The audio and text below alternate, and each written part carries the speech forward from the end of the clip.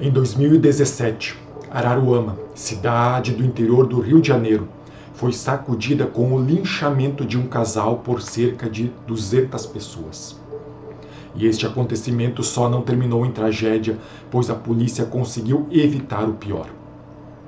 Tudo começou com uma notícia falsa que se viralizou através do aplicativo de mensagens WhatsApp. A mensagem mostrava fotos do carro do casal e dizia que os dois tinham sequestrado uma criança. A mensagem era uma montagem criada por alguém que queria prejudicar o casal. O problema é que, de lá para cá, a circulação de notícias falsas aumentou de tal maneira que ficamos em dúvida em quem acreditar. Uns dizem para tomar determinado remédio, outros que só a vacina resolve. Uns são a favor de parar tudo, outros que não pode fechar. Tem gente que fala que o político tal é incompetente, outros que é um grande líder.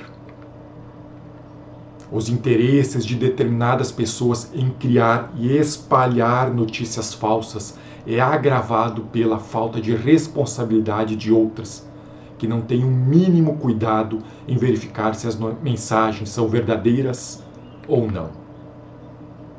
No final, todos nós perdemos. Infelizmente, a disseminação de conteúdo falso se espalhou pelas mais variadas áreas.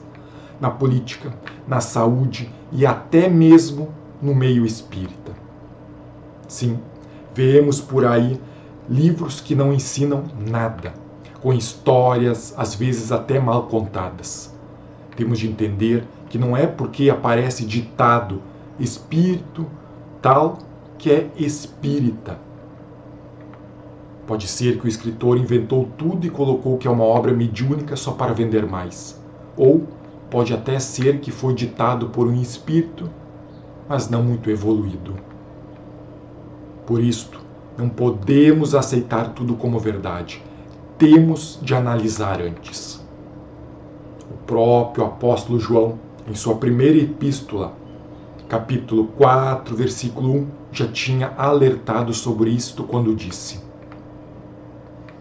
Não acreditem em todos os espíritos, mas verifiquem se os espíritos são de Deus, porque vários falsos profetas se manifestam no mundo. Eu, particularmente, não gosto dos livros da Zíbia Gasparetto, pois acho eles medíocres.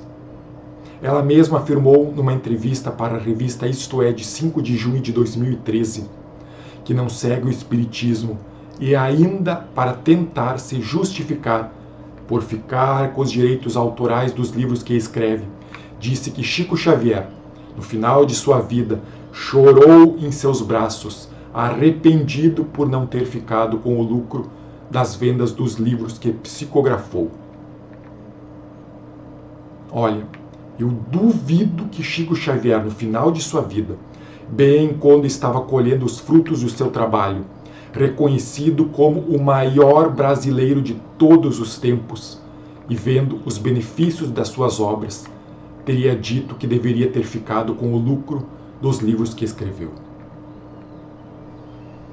Então, se esta senhora tem a capacidade de inventar uma mentira desta de alguém que dedicou a vida para fazer o bem, quantas outras mentiras ela não deve ter dito por aí?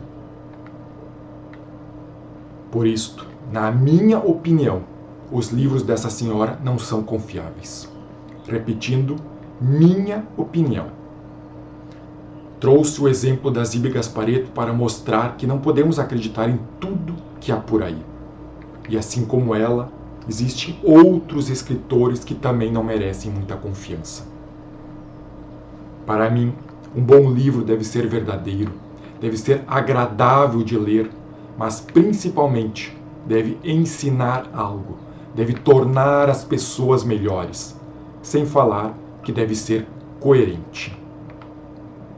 Tem muitos livros bons por aí. Os livros de Chico Xavier, Divaldo Franco, Ivone Pereira, Zilda Gama, sem falarmos de Kardec. E não estou dizendo que tenha de ler só destes autores. Leia de tudo, mas analise, compare e veja se estão falando a verdade.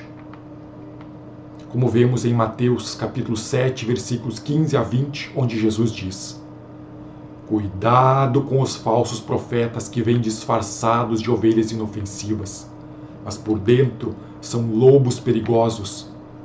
Conhecem eles pelos seus frutos.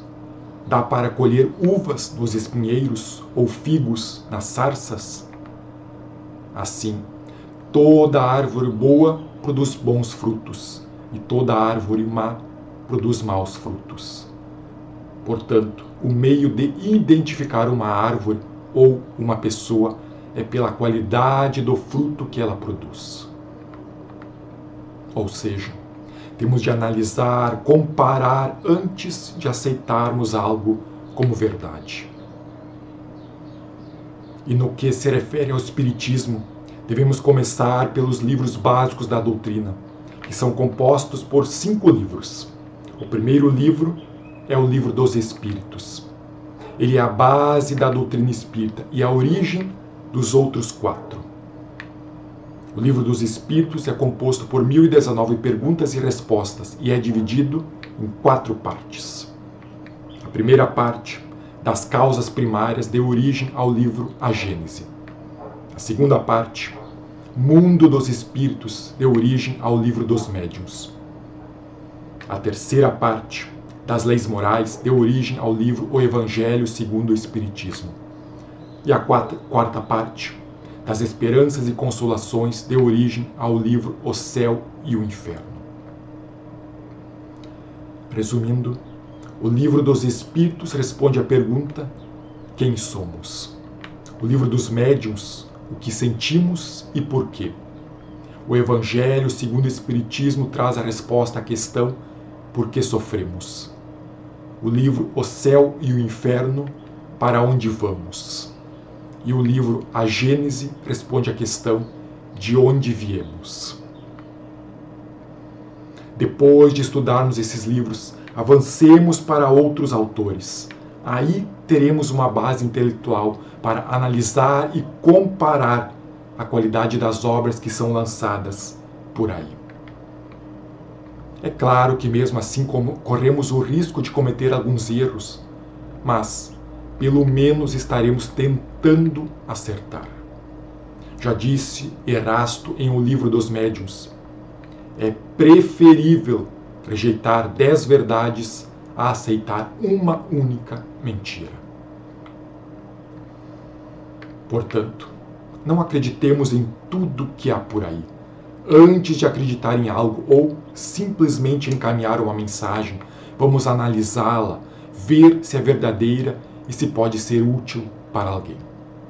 Assim seja.